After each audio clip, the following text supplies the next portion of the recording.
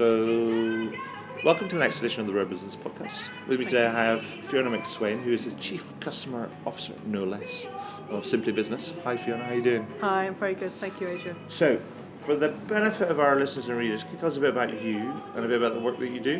Yeah, so I am Chief Customer Officer. What that means, because it's a bit of a trendy title, means that I'm responsible essentially for the customer experience, end to end. Okay. So that means I'm responsible for acquiring the customers, so I look after marketing, but then also make sure from a customer experience perspective, the feedback that we get from a customer at the point of purchase all the way through to experiencing the product, and for our insurance purposes, the claims, I'm responsible for that feedback and making sure that we make a difference by making a change as a result of it. Is that also responsible for support and service and things as well, or is that slightly different? That reports into the operations director. Okay.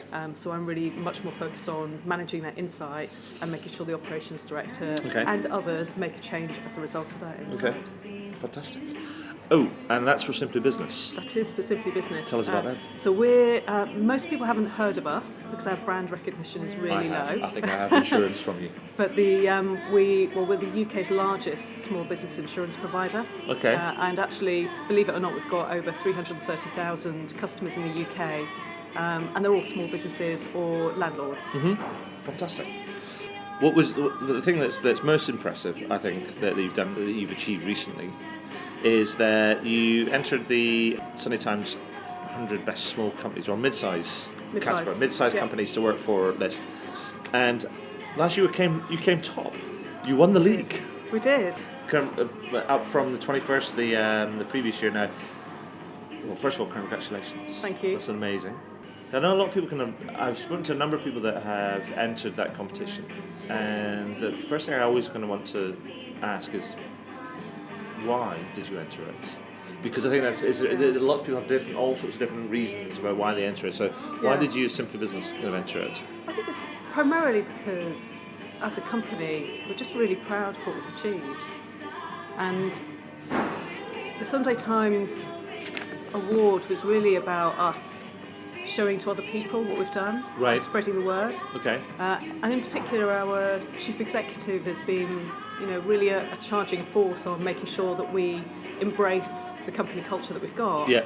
But secondly, our advocacy of the way we are was really, I think, particularly for him, a moment in time for us to start telling other people about it. Okay. We've got no problem recruiting people. In fact, to your point, we went from a small category where we were 21st up to the mid-sized category because we've had over 100 people that we've employed over the past year. Wow. So we've now just topped over, got about 320 employees, so we're still pretty small. So we've got about one employee for every 1,000 customers.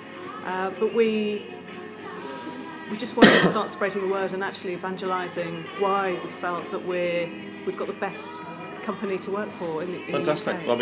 And I guess it's by winning the competition, it goes some way or a long way to kind of proving that, I guess. Yeah. But also, so we met a little while ago, a few months ago, and at an insurance conference, no less. How exciting! I think it was a broker event, wasn't it? Yes. And I think you and I were the only people who weren't wearing suits at the time. I think there's a lot of formality. There was a lot of formality in the room, and it was a little bit. I was thinking, oh dear. It's ironic there being so much formality. It's definitely based on the history of the insurance sector. Oh, I think so. When you really think about what insurance is, it's actually it's a service that protects people. Well, it's like an emergency service. Exactly, and it's about supporting people when they're fearful or when there's a crisis. And so it almost feels at odds that an insurance provider should be so formal and rigorous when in fact they're actually a comfort to people. So it's... but if you think about them as sometimes an emergency service, then what do all emergency services have? A uniform. And maybe the suit and the formality of that is their uniform. Yeah. I'm not sure I believe that. I'm just kind of trying to defend them a little bit. But the interesting thing you were telling me about at the conference was how one of the things that you think is really driving your success is that you're putting the customer at the heart of everything that you do, and building that kind of, you mentioned it a little bit earlier, alluded to it, the thing about the culture. Can you tell me a little bit about the culture? Because sometimes I think that people talk about culture, but there's sometimes there's a big difference between talking about culture and actually doing culture, because there's obviously a lot of talking, and you read that and you go, I have no idea what that means. Yeah. So it'd be really interesting to see, to hear about the kind of culture that you've developed and what it means and how you describe it and all those different sort of things, and how you make it real, because that's the most important part of it. Yeah. It's not about the talk, it's about the do. Yeah. Right? Completely. And I think quite unusually, albeit it's very natural, our customer manifesto that we publish is exactly the same as our internal company values. So is that those things? Yes, it is. Yeah, so that definitely shows that we do publish them. Since Adrian's just shown me a list of them that he's done in research. But shall I read them out? Yeah. So, Simply Business's five core principles are, and it's both internally and externally, is first one, to be human but not sloppy or careless, to be clear but not patronising, to be revolutionary but not impulsive, to be knowledgeable but not lofty, to be professional but not corporate. Nice. Exactly. And ultimately, if you live by those values, our belief is as staff and actually as customers, it's about the pursuit of happiness. Mm-hmm. So small businesses have often become small businesses because the owner wants to be happier in what they do. Sure. Doesn't mean work-life balance, and I think every single small business owner will tell you they probably work harder than they ever have done working for themselves, but it gives people the option to pursue their own agenda or their own happiness through hobbies or whatever else is they want to do. And I think we've taken that exact same ethos inside the company. That and this sounds cheesy, but if your staff are happy, they're probably more likely to enjoy what they're doing, do it better, listen to each other, be more engaged. So I'm really interested in why the caveat that you just put on that sort of, it sounds cheesy.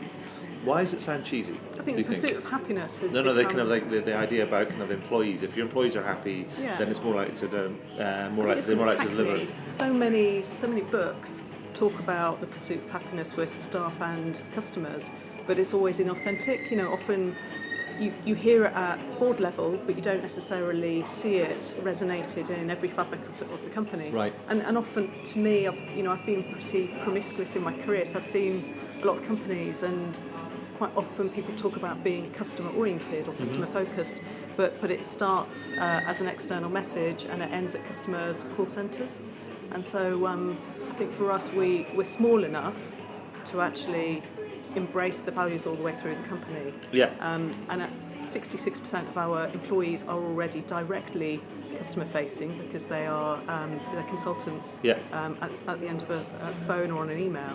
But for the remaining 34%, we're completely open about anyone speaking directly to the customer. Okay. And there's no fear, or if you say something that you shouldn't on Twitter, or if you speak to them over the phone or via email, and you may be a developer, it doesn't really matter if you say something that wasn't quite the company rhetoric or on message, because we would rather people say how they feel and be authentic. But then on the back of that, we can always apologise. So it's really about giving staff the freedom to be much more customer oriented, and just going back into to be human, like you say. Exactly. Humans make mistakes sometimes. Completely, and also keeping it simple. We shouldn't have a policy, for example, that is unclear to a customer, because it's not. You wouldn't speak to your nana about contractual subcontractors. I don't even know what it really means. So that's why we just try to keep things really, really simple and not use insurance language.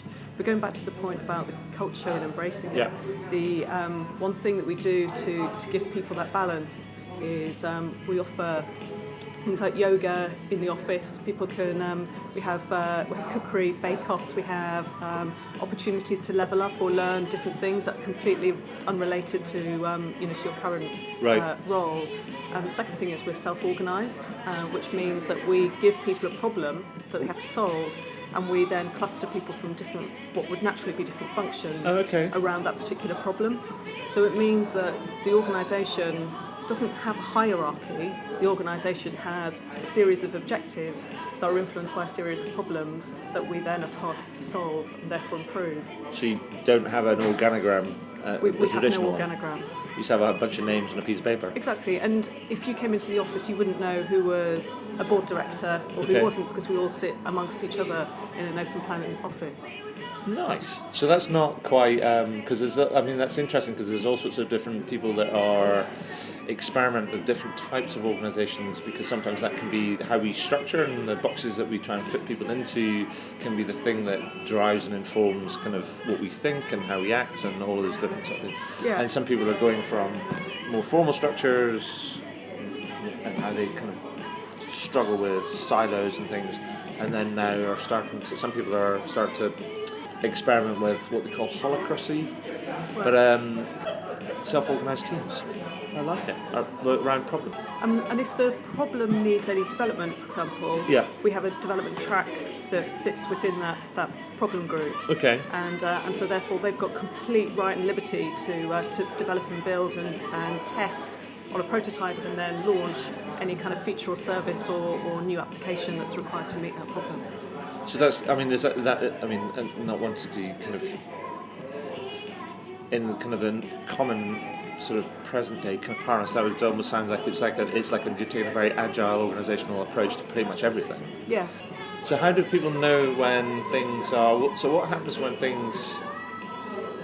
When you identify a problem and you organise, then there's a team is assembled. How do you know when it's finished, and then what happens next? Is it just like on to the next problem that's on the list?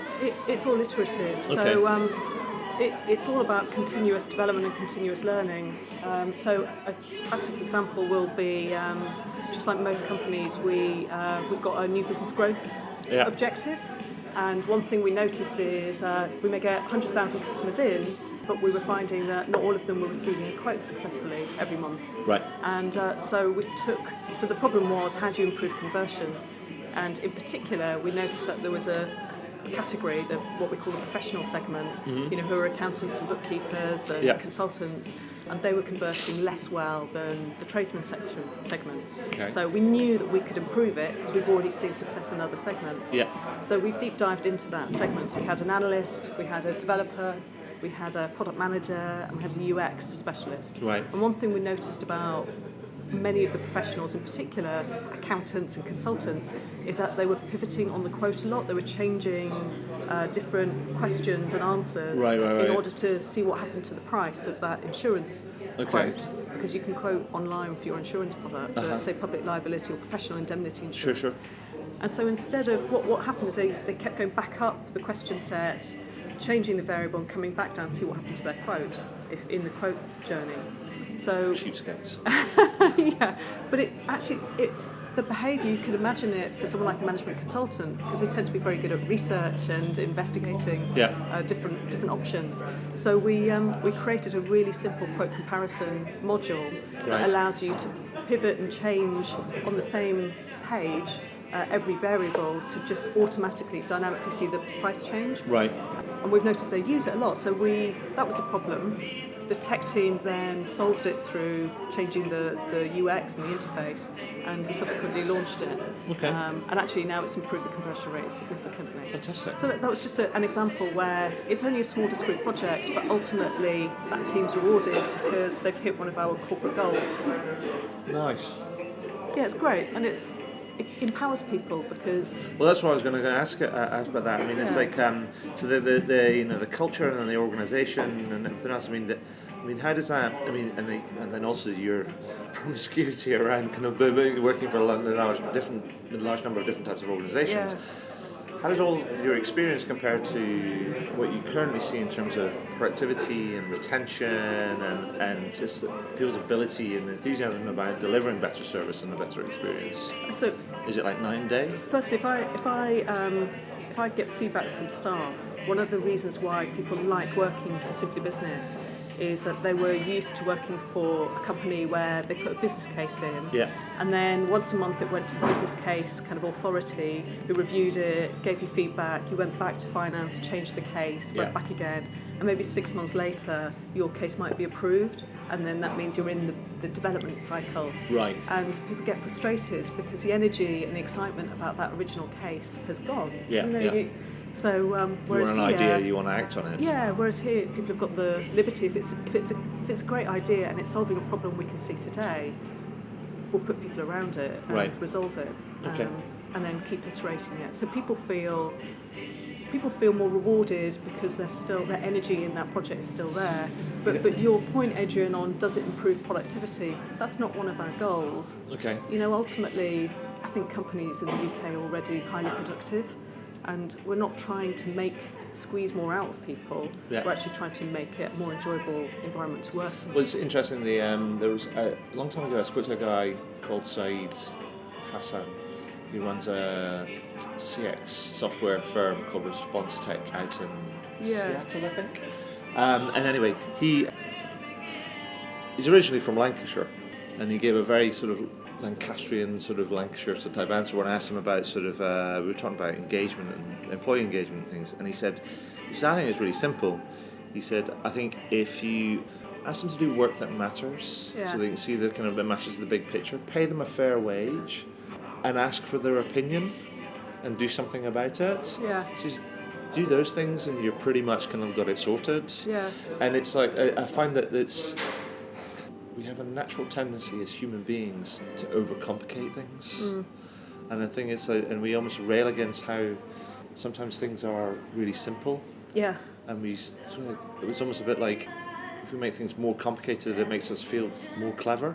Yeah. And that's, but it can actually, it complicates things, and it destroys the simplicity, and there's power in simplicity, and people want that, really. They want the flexibility, but then they want the you talk about, you want people to enjoy things, but actually enjoy things by actually giving them the opportunity to solve problems, to work with different sort of people, to achieve things and stuff, just to be more to do more at work, as it were, rather than clocking in and clocking out. Yeah.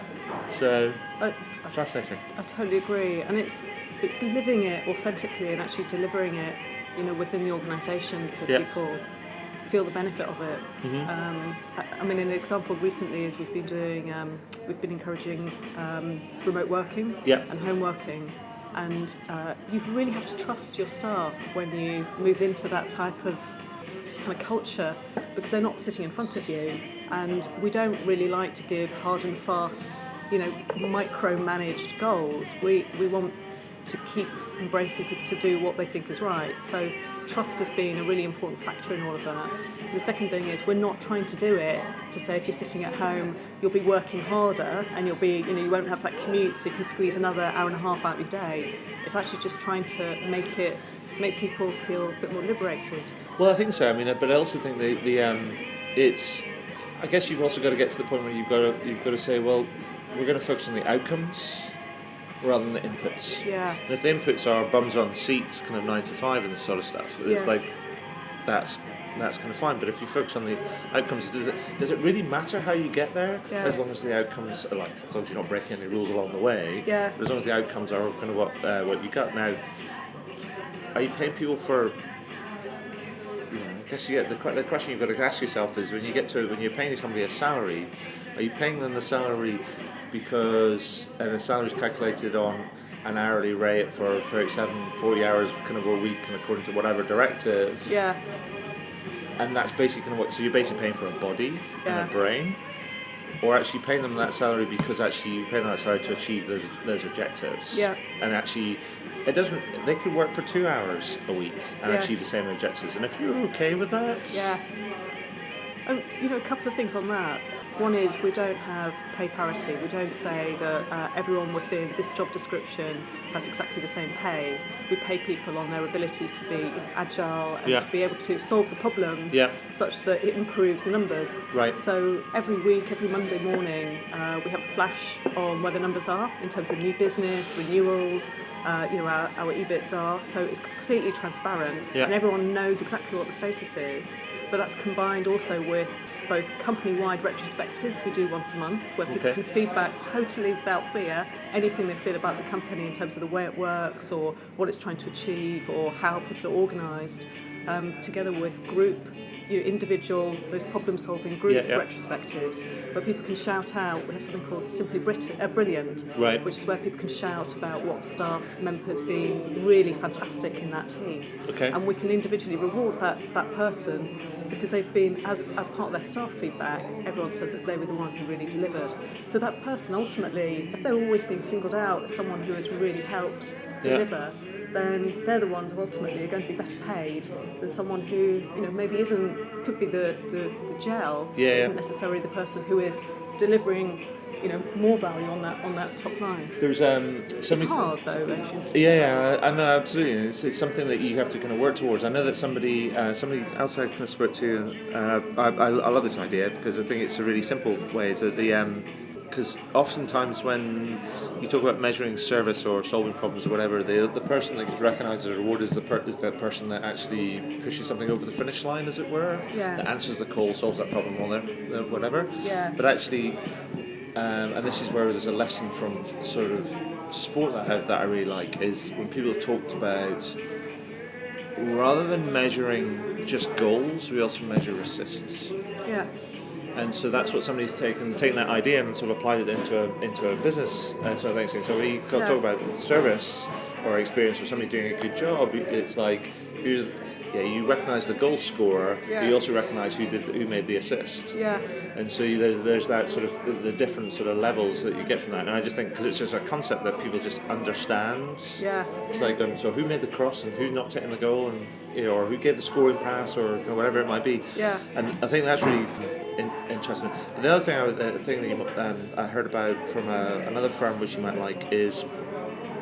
They have this continuous learning approach. What they do is they're like an IT support company, and what they do is they take random support tickets, like on a monthly week, every couple of weeks or something, and they pick out a couple, and they give it to some people, a couple of people that are in their support team, support engineers, and go, right, I want you to review that, review what you like, what you don't like about it, what was what you think you could have done better. And then but they do that anonymously, and then they send it back to the people that were actually responsible for that support ticket. Just because it's just a learning mechanism. But it's like it's about them investing in themselves to learn, but also to spread knowledge and different approaches across the organisation, across that team. Idea. But just to do it sort of not so it doesn't come hierarchical, and it's not personal, and it's all random. But it goes back to the people that actually, and that person is quite quite able to kind of talk about kind of the feedback that they've got and what they've learned from it, sort of thing. But it's that whole just them everybody committing to everybody else and being open and honest and things, but doing it in a way that's it is anonymous, but therefore it doesn't become personal. And it's all done under this idea around just being constructive. Now some people might go like, oh, if it's an open and honest culture, then you should be able to put your name to it. And you're like, well, yeah, that's not the point. The point is like we are people. We do have feelings. Different people have different relationships with different sort of people. So you need to take that element out and actually just focus on the learning and the opinion. It's just about sharing opinions. So that's quite a nice idea. It's a brilliant idea. So it's something you can you might want to take back and share with your team. But here's the thing. So I'm thinking about that, and I'm also thinking about you've got a call in about 2 or 3 minutes that you need to get on, and it's for people that are more important than myself because it's the board.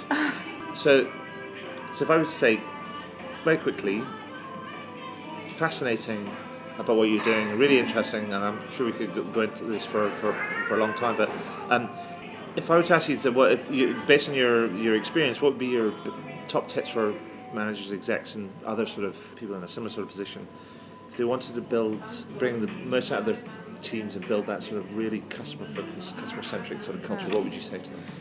I think the first thing is really match the values that you have got with your customers and you're publishing externally, that you should match your internal values. Because any discrepancy means that you're not going to be aligned and your staff are not going to be aligned when they do talk to customers. I think that's the number one. I think the number two is when you do get either staff or customer feedback that's really negative, Yeah. that could be a complaint, but could just be an informal point of feedback. We get about 5,000 a month points of feedback from customers and prospects a month. Yeah. Is to really rank them in order of extremism.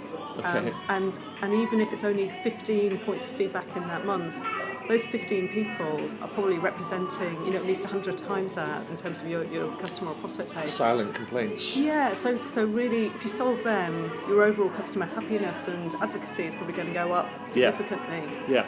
We also measure that customer feedback through customer advocacy and NPS, Right. but also in level of effort or friction. Yeah.